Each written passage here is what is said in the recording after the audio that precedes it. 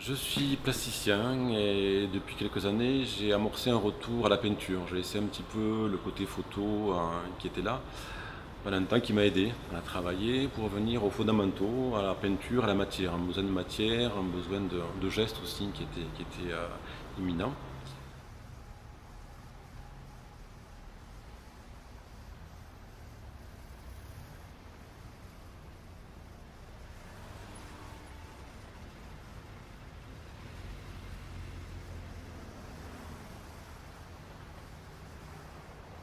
Pour résumer mon travail, je dirais qu'il y a souvent une trace qui est visible, hein, dans la mesure où je travaille sous forme de palimpseste, c'est-à-dire que les couches se superposent et il y a toujours un fil conducteur qui est plus ou moins là, qu'on peut saisir pour voir le travail.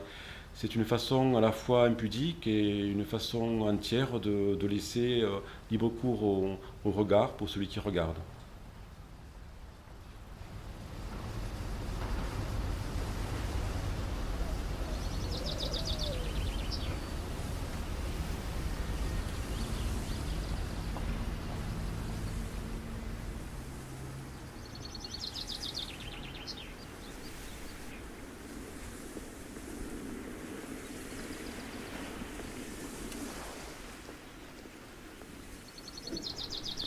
Alors le travail dans la progression, il est très différent selon le choix des formats déjà, selon le lieu, à savoir que je travaille pas à l'extérieur du tout et j'essaie de travailler avec une lumière naturelle. J'essaie d'optimiser mon rapport au temps avec une visibilité en début de matinée jusqu'en fin de journée, de façon à travailler aussi sur des ambiances très différentes, de façon à ce que quand c'est présenté, je restitue aussi une progression dans le temps, dans la durée.